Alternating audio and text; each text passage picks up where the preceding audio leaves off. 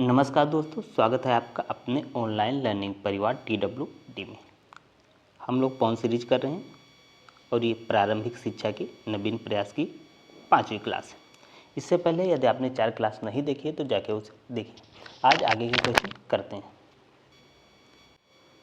पहला प्रश्न, कितने अंतराल के उपरांत पाठ्यचर्या के पुनर्विकास की समीक्षा प्रावधान है का प्रावधान? 3 वर्ष, 10 वर्ष, 8 वर्ष या 5 वर्ष?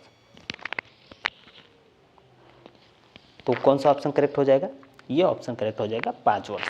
तो हम चले जाएंगे ऑप्शन डी के साथ। ये आपका डी ऑप्शन है, 5 वर्ष।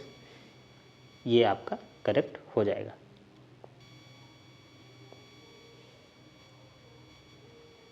पाँच वर्ष हो जाएगा, ठीक है। आइए अगला क्वेश्चन देखते हैं। अगला क्वेश्चन है, भारतीय संविधान के किस अनुच्छेद में 6 से 14 वर्ष की आयु के बालक को निःशुल्क अनिवार्य शिक्षा देने की बात की गई? अनुच्छेद 16, 21 को, अनुच्छेद 10 या 25 में? तो किस में बात की गई है? ये आपकी बात की गई है अनुच्छेद 21 क में। तो हम चले गए ऑप्शन सेकंड के साथ। ऑप्शन सेकंड ये हो जाएगा आपका करेक्ट। ये आपका करेक्ट ऑप्शन हो जाएगा। इसी के साथ हम चले जाएंगे। आइए अगला क्वेश्चन देखते हैं। अगला क्वेश्चन है, शिक्षा में छनाई का सिद्धांत ये किसके लिए? उच्च वर्ग, अंग्रेजों की शिक्षा, जन शिक्षा के लिए, छात्रों की शिक्षा। ये छनाई की नीति जो मैकाले साहब ने लागू करने की बात की गई है, लागू की गई थी, ये किसके लिए थे? उच्च वर्ग की शिक्षा के लिए थे, निम्न अंग्रेजों की शिक्षा, जन शिक्षा के लिए थे? तो किसके लिए थी? तो ये सिर्फ उच्च वर्गीय शिक्षा के लिए थे। उनका मानना था कि उच्च वर्गीय लोगों को शिक्षित कर दिया जाएगा तो ये शिक्षा छन छन के और लोगों तक पहुंच जाएगी। तो हम चले जाएंगे ऑप्शन ए के साथ। आइए अगला क्वेश्चन देखते हैं।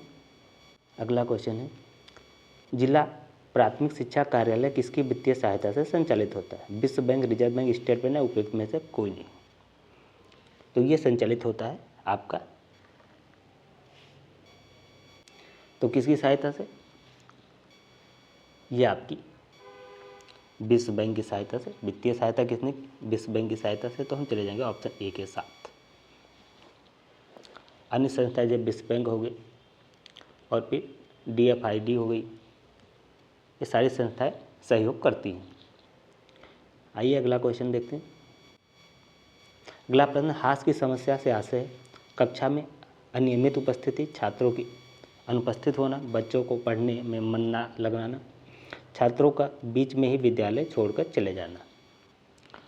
तो कौन सा ऑप्शन करेक्ट हो जाएगा? ये आपका हो जाएगा ऑप्शन फोर्थ, छात्रों का बीच में ही विद्यालय छोड़कर चले जाना।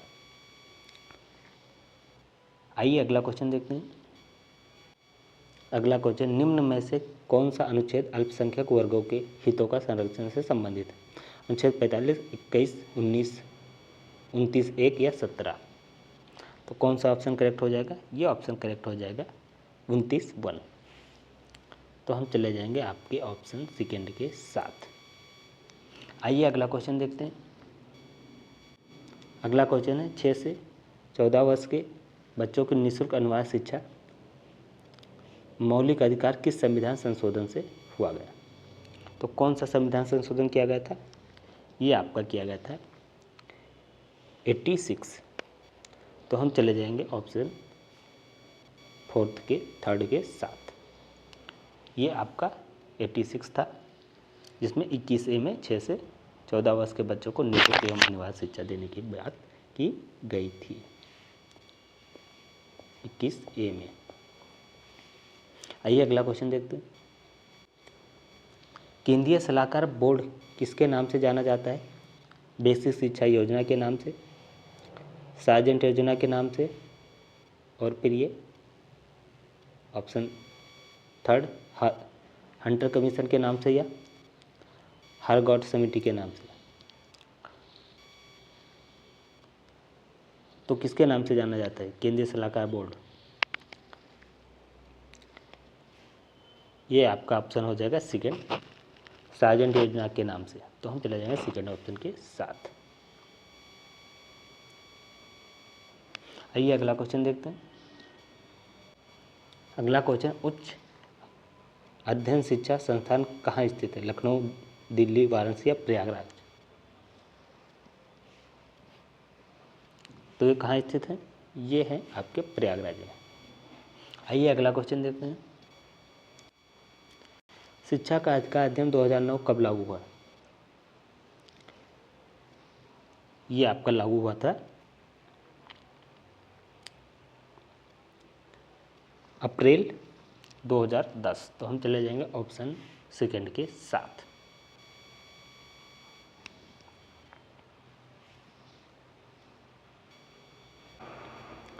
अगला जो क्वेश्चन है आपका, निम्न में से सही क्रम क्या है? हंटर आया पहले, राधा कृष्णन आया, उड आया, कोठारी आयोग। तो इनको क्रम से लगाना है। तो ये आया था राधा कृष्णन आयोग, ये आया था 1948 में। उड डिस्पैच आया था आपका 1854 में, ठीक। और फिर कौन सा? कोठारी आया था 1964 से 66। तो सबसे पहले आपका आया था उड डिस्पैच, पहला उड हो जाएगा, दूसरा हो जाएगा हंटर, दूसरे के साथ हम चले जाएंगे हंटर, तीसरा आपके चले जाएंगे राधा कृष्णन, हो जाए ये थर्ड हो जाएगा राधा कृष्णन, और फिर फोर्थ हो जाएगा आपका कोठारी। कौन कौन सा हो जाएगा? सबसे पहले हो गया उड, सी सबसे पहले किसमें? सी, एक में ही सी है, तो हम चले जाएंगे 100 ऑप्शन के साथ। सी, फिर ए, फिर बी और लास्ट में डी। लास्ट में डी हो जाए तो हम चले जाएंगे, ये ऑप्शन करेक्ट है। ये रहे कुछ महत्वपूर्ण क्वेश्चन जो हमने इस क्लास में कवर किए। आगे के क्वेश्चन अगली क्लास में कवर किए जाएंगे। तो ये क्लास आपको कैसी लगी ये कमेंट करके बताइएगा। यदि अच्छी लगी तो इसे लाइक कीजिए, शेयर कीजिए और चैनल को सब्सक्राइब कर लें। जय हिंद, जय भारत।